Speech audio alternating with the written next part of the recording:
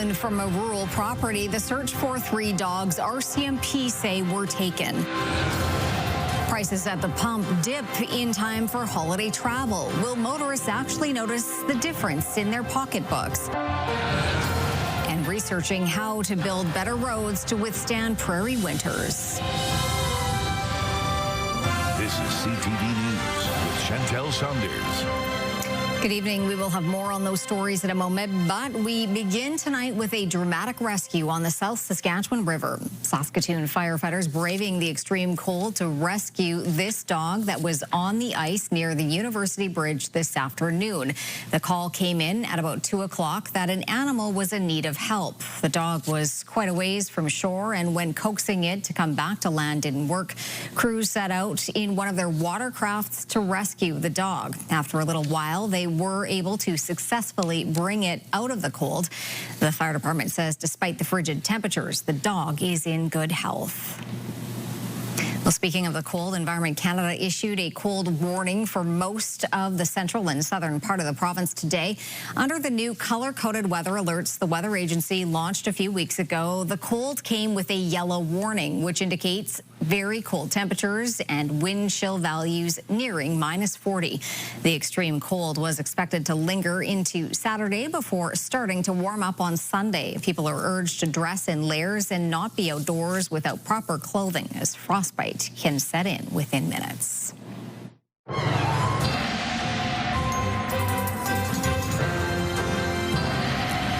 Jeff, dangerous cold is what it was today, and that will continue into tomorrow. It will be dangerously cold for the coming hours into tomorrow. Things, as you mentioned earlier on, will start to moderate on Sunday, but it's going to seem quite long in terms of the duration because the temperatures are just that cold. As you can see, a real sharp line of demarcation where that cold Arctic air is pushing down from the north. We do have some snow clipping parts of southwestern Saskatchewan, but even in southwestern Saskatchewan where they're dealing with some precipitation, it's still very cold, and we'll talk about those numbers later on. We are learning more tonight about the RCMP investigation into 3 valuable dogs that were stolen from a rural Saskatchewan property. CTV's Stacey Hines spoke with police for the latest on the case.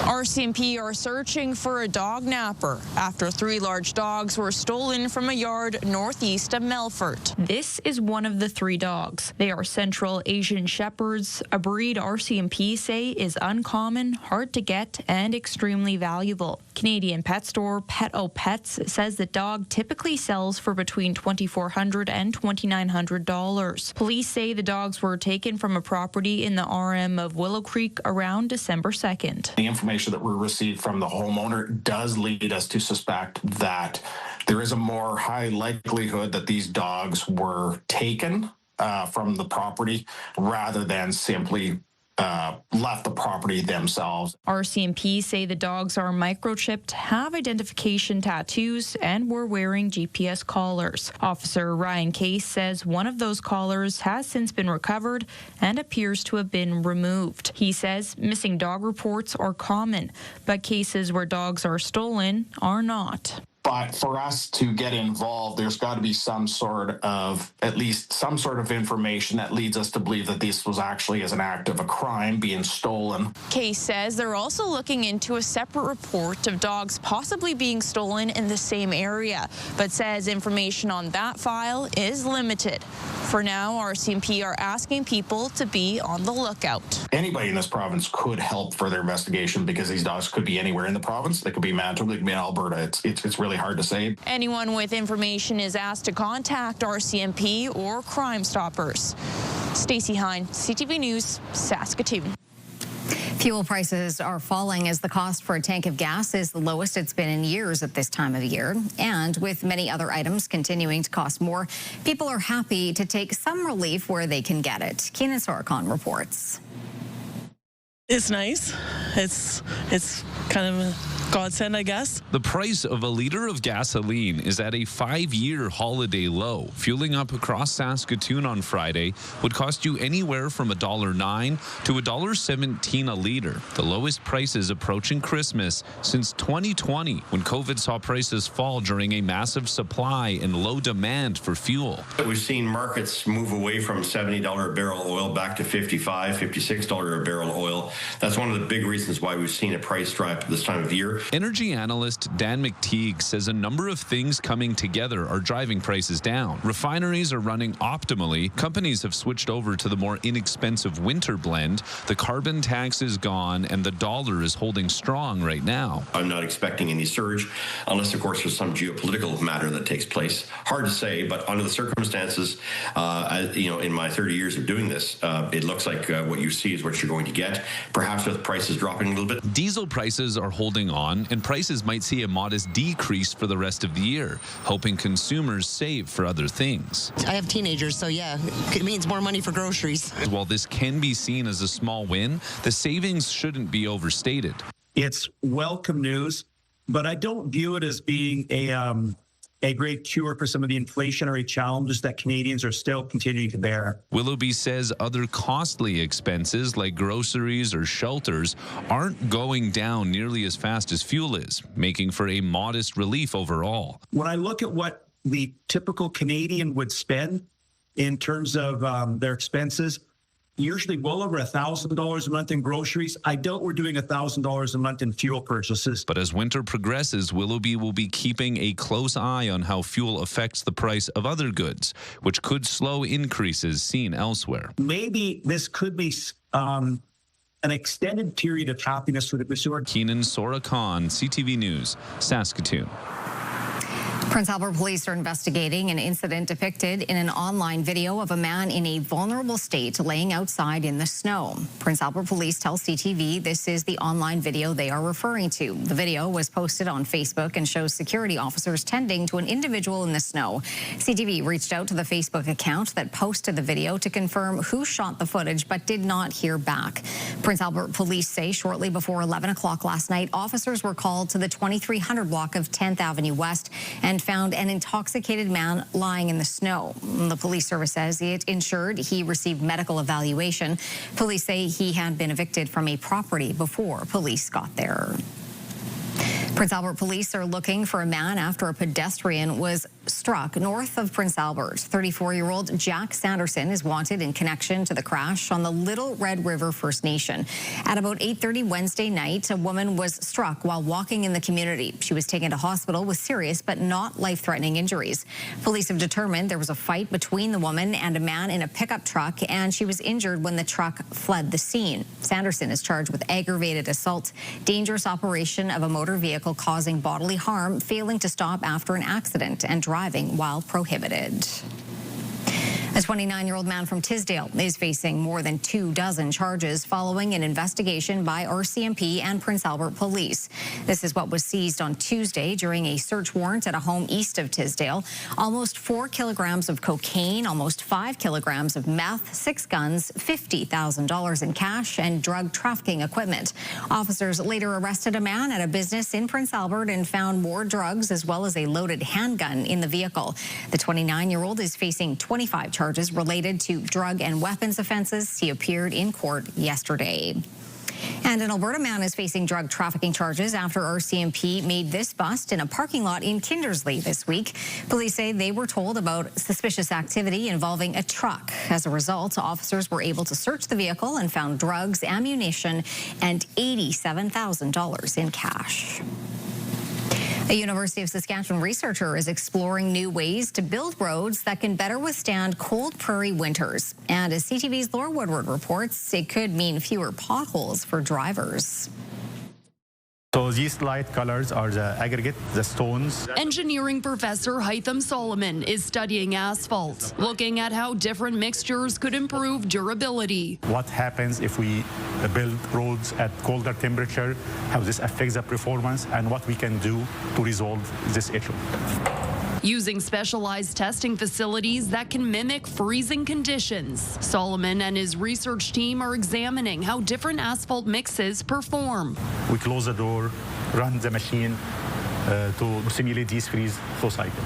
By developing asphalt that can be laid in colder temperatures, the construction season could be extended, leading to longer-lasting roads with fewer cracks and potholes. If you start with a good quality construction, you have a good quality road, so you are reducing the chance of damage to the road surface. While this type of research isn't new, it's the first time it's being tested for Saskatchewan-specific conditions. The research is still in its early stages. The goal is to first prove the concept in a lab before eventually testing it on a small section of Saskatoon roadway. So we'll select like a few hundred meters within the city and try this new product or new technology or whatever the outcome that will come from this research. Laura Woodward, CTV News, Saskatoon.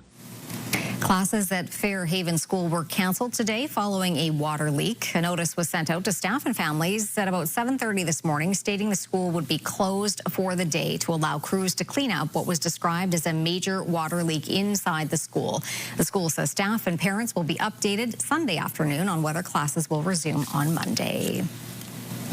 The Saskatchewan Union of Nurses is sounding the alarm about workplace safety across the province. It's calling on the Saskatchewan Health Authority to take immediate action as incidents of violence against nurses are on the rise. It comes as a Saskatoon hospital recently dealt with a violent situation, and as Jacob Carr explains, a Regina facility has also had a similar experience. A recent incident outside of Regina General Hospital where 2 men were arrested and reportedly found with guns and other weapons is one in a long list of a widespread issue affecting Saskatchewan nurses, according to the president of the Saskatchewan Union of Nurses. In our recent survey this fall, we had nearly 70% of SUN members reporting that they've experienced violence in the last 12 months in their workplace. That's more than 2/3 of nurses in this province. Boynton says that finding was from a survey of more than 1,800 SUN members, and their office is fielding reports of unsafe work conditions and violence from nurses every day. It's an ongoing discussion that's been happening for years, long before I even became a nurse. You know, violence has been occurring and it's only continuing to get worse. The Saskatchewan Union of Nurses has come up with a list of things they would like to see from the Saskatchewan Health Authority to make workplaces safer for nurses. That includes installing metal detectors, providing additional security, implementing new policies, and a system for flagging patients with previous violence against staff. We had over 50% of our members say that they're considering leaving, the province or the profession altogether. Another quarter can retire tomorrow. And so if we continue not to do anything and leave room for violence to continue to occur, we're making it very easy for those people to make that call. Boynton says there needs to be a violence prevention strategy put in place by the provincial government and SHA today, and that he will continue to push for a plan. The Saskatchewan Health Authority said in a statement that in a meeting today with the Saskatchewan Union of Nurses, concerns were discussed, and they are taking a collaborative approach to addressing safety and security in the province's hospitals. Jacob Carr, CTV News, Regina. Still to come, the latest MP to cross the floor and the fallout that follows. Also, a look at new Epstein images released to high-profile people in pictures with a late convicted sex offender.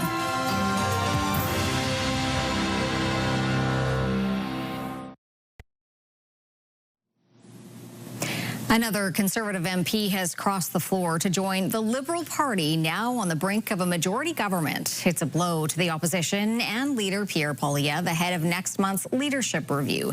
CTV's Judy Trin has the latest from Ottawa. To our newest member of the Liberal Party, Michael Ma. Plans for Michael Ma's defection were completed just a few hours before the Prime Minister announced it. Sources say the stealthy move was initiated by Natural Resources Minister Tim Hodgson, who represents a neighboring riding. Wow, such a big welcome. Thank you. Few saw it coming. Ma was dancing at the Conservative Christmas party a day earlier. He even posed with Pierre Poilievre for photos. On X, his secret Santa, Conservative MP Kurt Holman, says he gave Ma an Amazon Fire Stick and wants it back. Poilievre says Ma is letting down the people who elected him to fight for an affordable future and will have to answer to them. Ma was elected this past April in Markham Unionville. In the riding, nearly 60% of residents are from China or South Asia. Regional Councillor Joe Lee campaigned for Ma. He says many constituents support Carney's recent moves to improve relations with China and India. By and large, they think the Prime Minister make a good move. This follows Chris D'Entremont's floor crossing in November. The Carney government is now at 171 seats, just one away from a majority, and are open to courting others. They realize, like we do, that we're in a trade war and that serious solutions are required. And they are required every day to go through this charade of obstruction. That is a soul-destroying experience for many Conservative members of Parliament. In the new year, there could be as many as 4 by-elections, and they're not all safe Liberal seats. As for Pierre Poilievre, he'll have to answer questions about the defections when his leadership comes up for review in January. Judy Trin, CTV News, Ottawa.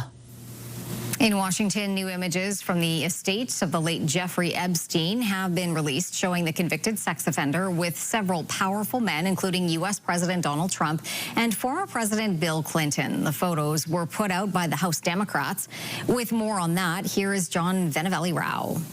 19 pictures were selected and released by Democratic lawmakers. Images showing Epstein with entrepreneur Richard Branson and film director Woody Allen. A shot of Microsoft founder Bill Gates and one of U.S. President Donald Trump, along with 6 women whose faces were redacted. These photos were in the possession of the Epstein estate, and so that includes pictures that maybe were sent to Epstein, perhaps he took himself. There's a photo of Epstein and co-conspirator Ghislaine Maxwell standing with former President Bill Clinton. Epstein posing with former Trump advisor Steve Bannon, and images of sex toys. The Democrats say the House Oversight Committee received 95,000 images from the Epstein estate, and they're going through them. I think anything that we release is significant. I think people should be able to make judgments on their own as to what they see in these photos. For us, this is about transparency. All of the men in the photos have long denied any wrongdoing, and some of the images were already public. None of them show underage girls or indicate any criminality. When or where they were taken is not disclosed, but they do raise more questions about Epstein's connection to the rich and powerful. Here, Epstein is seen with Trump. Another photo shows a bowl of novelty condoms with a caricature of Trump's face. Trump was at one time a friend of Epstein, but has denied knowing about his abuse of girls and women. The photos are separate from the Epstein files that the U.S. Department of Justice has been ordered to release by December 19th. Meanwhile, Republicans are accusing Democrats of cherry-picking the images to embarrass President Trump. John Venevelli-Rao, CTV News, Toronto.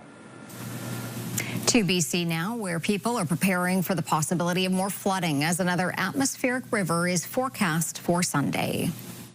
As difficult as the last few days have been, there is more rain in the forecast. Now is the time for people in flood areas. If you have not done so already, pack a grab-and-go bag. Make it ready.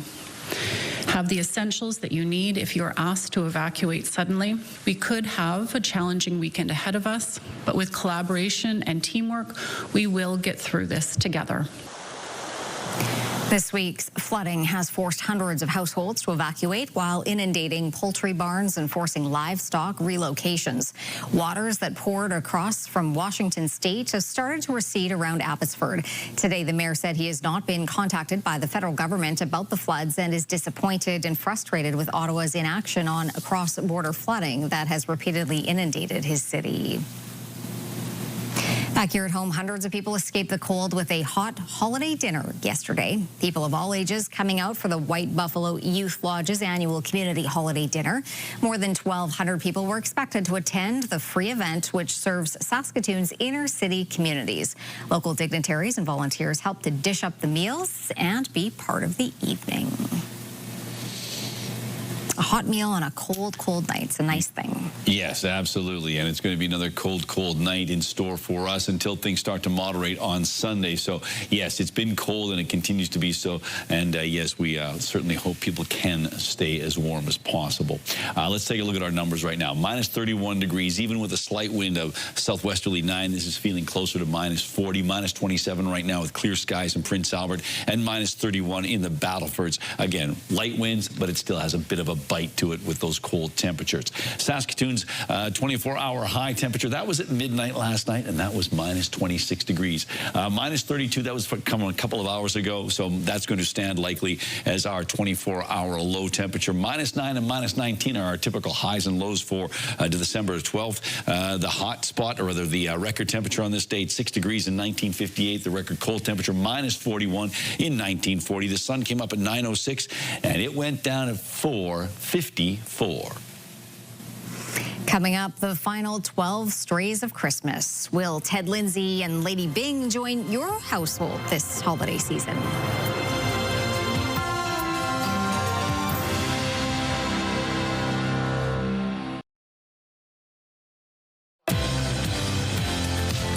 North Portal taking steps to tighten the border. Monday on Your Morning, we are in conversation with Canada Border Services Agency as they look back on 2025.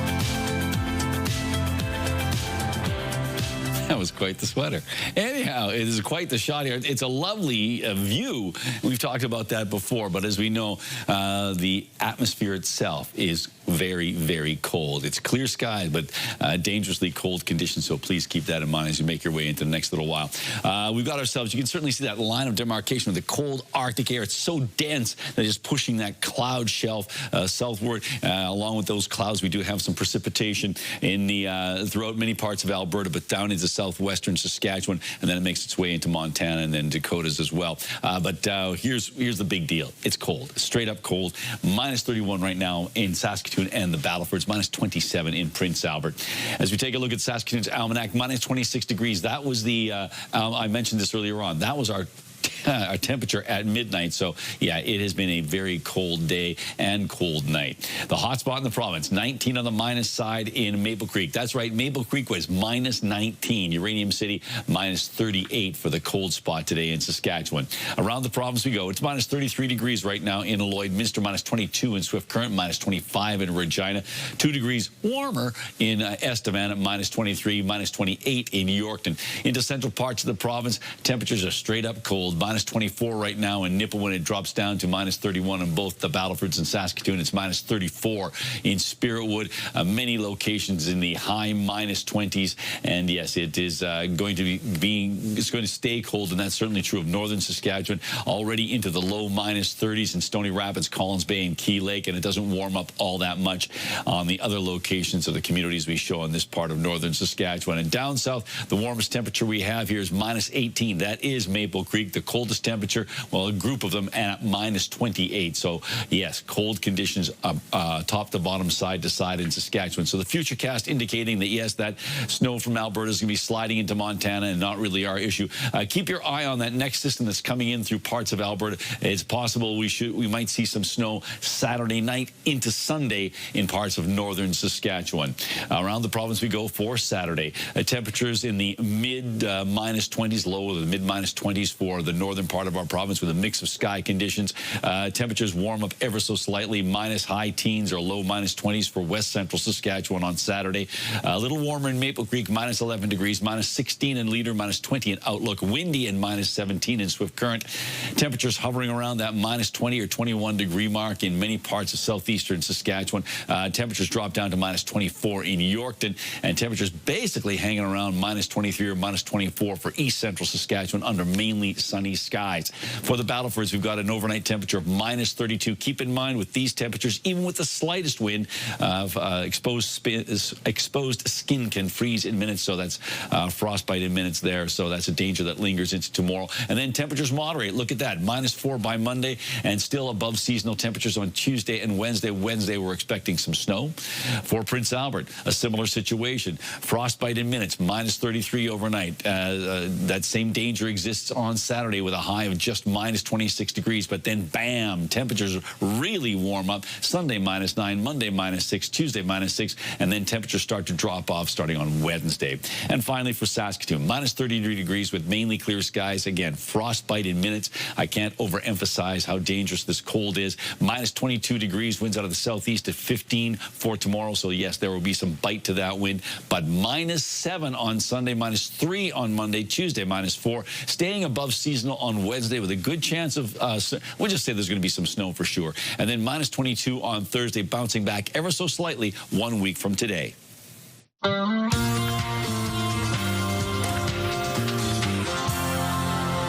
Some familiar faces may soon be returning to The Hunger Games prequel. Jennifer Lawrence and Josh Hutcherson are reportedly planning to play Katniss Everdeen and Peeta Mellark in the upcoming film Sunrise on the Reaping. The movie is based on Suzanne Collins' novel, which details the events of the 50th Hunger Games 24 years before Katniss and Peeta made their first appearance in the killing field.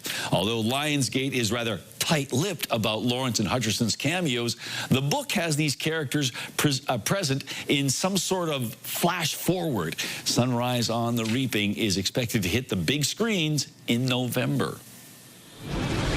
Disney is making a massive move into the world of artificial intelligence, announcing a $1 billion investment in OpenAI, which is the company behind ChatGPT and the viral video tool Sora. As part of the deal, OpenAI gets permission to use more than 200 iconic Disney, Marvel, Pixar, and Star Wars characters in AI-generated short videos. Fans will be able to create their own moments with these characters, and some of those clips could even make their way onto Disney+. It's a 3-year agreement and does not include actor likenesses or voices. This is strictly about the characters. Disney says the partnership helps them build new tech for storytelling while keeping creator rights and safety at the forefront. Oh, I see trouble a-brewing. With $3,000 at stake, here's your clue in capital city mayors. Mark Sutcliffe, who studied political science at Carleton University there. What is Chicago? Sorry, no. That might even have been a tough question for a lot of Canadians, you know, maybe. Anyhow, Ottawa was in the spotlight on last night's Jeopardy. The mayor of the city, Mark Sutcliffe, posted this video to social media last night. The topic was capital city mayors. But that clue stumped defending champion Will Riley. Obviously, the correct response was Ottawa, not Chicago. But the guy, hey, he still went on to win the big game. So there you go.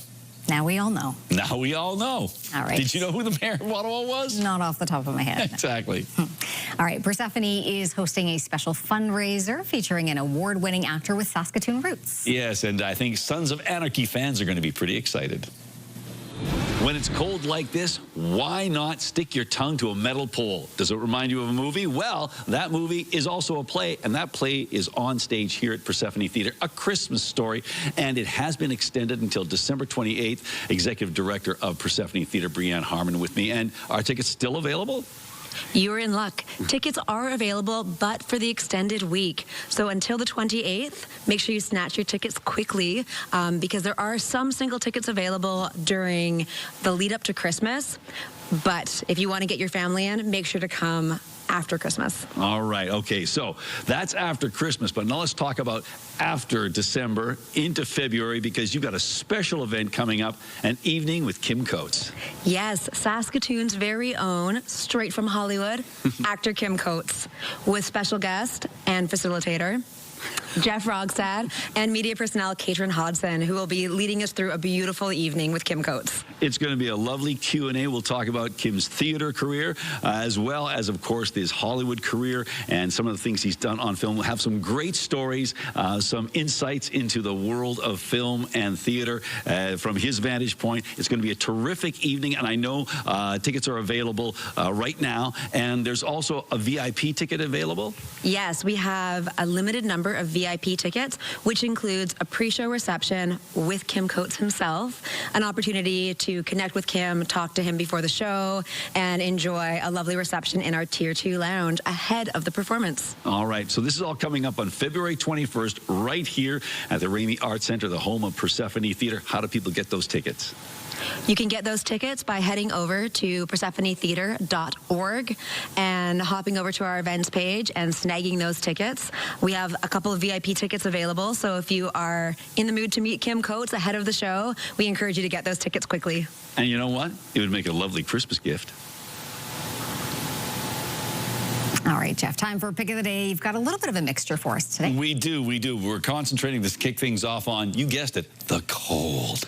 Let's take a look at this picture. This comes to us from Arden, and this was today in Bjorkdale at 41 degrees, or minus 41, with the wind chill. There's not a lot to add to this photo, and that's all that Arden sent us in terms of a description, but I don't see a cord extending to that car, so I'm not sure if it's going anywhere soon. So there you go. Thank you, Arden, for sharing that photo. Another one from a regular contributor, Cynthia Salgado, and this is one of two pictures. This is the second of two pictures she sent us, and she says, much to my surprise, this was the view behind me. I was checking out the pretty blue sky with a white crazy cloud and turned around and saw this beautiful sundog. And yes, sundogs are lovely to see. And look at that. It certainly speaks of the cold, though. Look how, anyhow, it won't go into it. It's just cold, folks. It's a cold picture. Now, this will warm me up. Let's take a look at this one. It's some dogs. This is from Pat. She says, season's greetings, Jeff. This is Zoe and Minnow, all set for the festive season in Saskatoon. That's right. They're wearing some lovely festive gear there. So thank you, Pat, for sharing that image with us. And if you'd like to share an image with us, you can do so by sending it to cfqcnews@ctv.ca. Please put Pick of the Day in the subject line, or you can scan the QR code on your screen. Still to come on CTV News, the pups in need of a forever home. We meet the dogs named after NHL trophies that could be in your home for the holidays.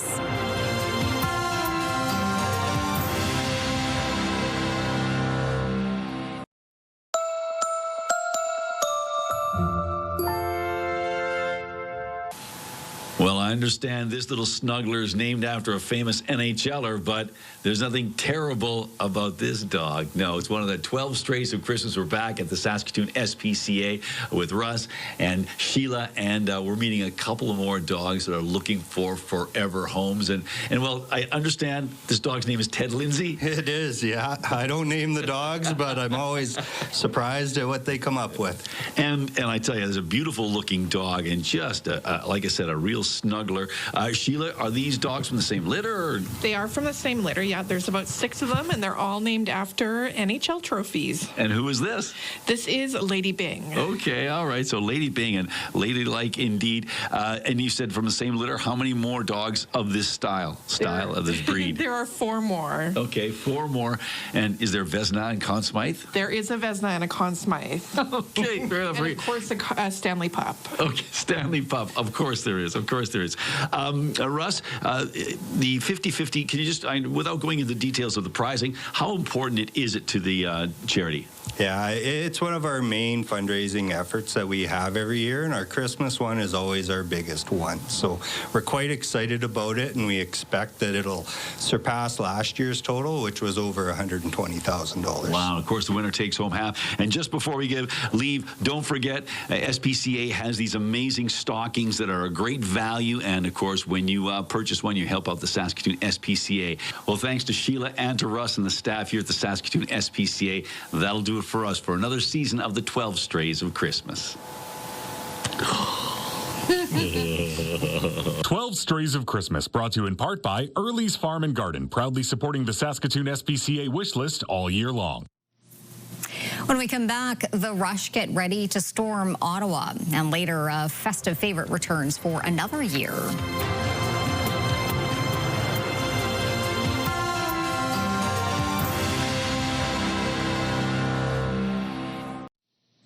Welcome back. Time for the rural forecast. We're going to take a look around the province. And yes, we've got cold temperatures in store again. 19 on the minus side for Lloydminster and Kindersley. Temperatures in the minus 20s for most other locations. And these temperatures, of course, about 10 degrees, for the most part, around 10 degrees below seasonal values, maybe more in some places. Minus 24 for Wynyard. Making our way down south. Well, there you go. We have got ourselves minus 11 in Maple Creek. That's as warm as it gets on this part of our map for tomorrow. Minus 17 in East East End, Cypress Hills, -21 in Coronach, -23 in Broadview, and -25 in Kenora. Some very chilly temperatures out there. And what about Etonia? Well, Etonia is going to drop down to -19 degrees tomorrow. At times, it will feel like -29. So a bit of a breezy day, a bit of a cold day. But if you're in Etonia, why not stay indoors? The old-fashioned Christmas is set for tomorrow. It gets underway at 2:30. Things are going on at the town hall. I do believe at 4:30, there's going to be a disco skate party at the rink, and lots of stuff going on at the community hall. Face painting, goodie bags, free hot dogs. It's going to be a terrific day in Etonia for old-fashioned Christmas, so it should be a lot of fun. And remember, Etonia is where internet plans of up to 1 gig are available from SaskTel. There's been an outpouring of support from leading American doctors for a Saskatchewan woman unable to access timely treatment at home. She had opted for MAID to end years of suffering. Earlier this week, her struggle was publicized by an American commentator who has now arranged for her treatment south of the border. Wayne Mantika brings us the update. Jolene Van Alstine remains in a Regina hospital suffering from complications related to a parathyroid disease. She needs surgery but has faced difficulty in obtaining referral to a specialist in Saskatchewan. She has applied for MAID to end years of suffering. This week it drew the attention of American political commentator Glenn Beck, who invited Jolene's partner to appear on his show. I love her with all my heart, and I will do anything to get her the help she needs if it's out there and available. It has resulted in offers of help from leading American specialists. A Florida hospital has volunteered its services at no cost. Even Dr. Oz is using his connections. Her family is overwhelmed by the support. Miles, you're not alone. And neither is Jolene. We'll find a way to make this happen if it is at all possible. Commentator Glenn Beck has arranged to fly the Saskatchewan woman to the U.S. as soon as details can be finalized. Saskatchewan's premier believes help is available in Canada. That there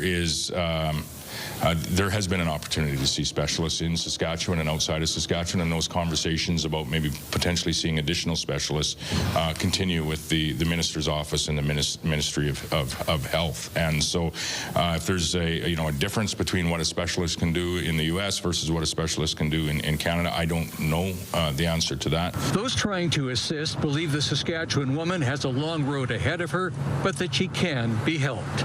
Wayne Mantika, CTV News, Regina. The Canadian Centre for Child Protection wants this country to follow Australia's lead and put restrictions on social media use for young people. Children under the age of 16 in Australia can no longer have an account with a range of social media platforms like Facebook and X. But as CTV's Jeff Keel reports, not everyone is convinced this ban will work. Ask most young people if they use social media, and you'll likely get this answer. Pretty often. It's tends to be into my day-to-day life. It's how I reconnect with a lot of people. Talisha Birdbois says that way to connect has pros and cons for people her age and younger. A lot of kids do seem to get bullied online, and there's a lot of influences online, negative and positive. Because of the negative influences and impacts, Australia has put a ban in place. People under the age of 16 in that country are no longer allowed to have accounts with sites like Facebook, Instagram, X, YouTube, Snapchat, and TikTok. And there is a push for Canada to head in that direction. Social media is not necessary in those younger ages, and in fact, as we've seen, causes a fair bit of harm. The Canadian Centre for Child Protection supports Australia's restrictions, and they want a similar approach here. They say the current self-regulation model isn't working, as social media is damaging to children in a countless number of ways. We know that there are algorithms that are pushing content to kids that they're perhaps not understanding or recognizing that it is being pushed to them. Things like self-harm content, pornography content. But not everyone is convinced the ban is feasible. I am skeptical. I'll await the results, but I think overall, this is going to be a bigger challenge that needs to be addressed globally. Some tech experts question how this will be enforced, and say children will find ways to get around this. It may also push people to parts of the internet that just aren't safe, that may not be social media platforms to begin with. Jeff Keel, CTV News, Winnipeg. The Saskatchewan Rush are hoping to make it 2 in a row to start the season in Ottawa tonight. They got arguably the best player in the game in Jeff Teed. He's just a tremendous talent. Got a lot of really good pieces around him. They have a new coaching staff this year. Their goaltending's good. It's always a challenge every weekend. The Rush defeated Ottawa on April 19th in the final game of last season. Saskatchewan is coming off a 16-13 win at Sask Centre last week against the Calgary Roughnecks. Meanwhile, Ottawa lost to San Diego last week, also by a score of 16-13. The Rush are back home at Sask Centre next Saturday against Georgia. It will be more than 3 years before Canada starts to build a high-speed rail line. Marella Fernandez explains. Shovels will be in the ground in 2029. The first track will run between Ottawa and Montreal. But eventually, the high-speed line will run 1,000 kilometers from Toronto to Quebec City. Ottawa announced the new Alto line last winter, saying it will cut travel time in half, with trains moving at 300 kilometers an hour. The cost of the rail project pegged between $60 and $90 billion. Here are the closing numbers for the day. The Canadian dollar is down to 72.63. West Texas Intermediate crude down to 57.24. Western Canadian Select down to 44.06. And the TSX dropped 133 points, ending the day at 31,527. Those are your business headlines. I'm Marella Fernandez. Turning to local gas prices now, the average price in Saskatoon just over $1.17 a litre. The lowest price in town is $1.099. On Saskatchewan markets, Cameco fell $5.84 today, and Nutrien finished the day at $86.46. Coming up, the reindeer that's house trained. Then the holiday tradition that's a notable experience.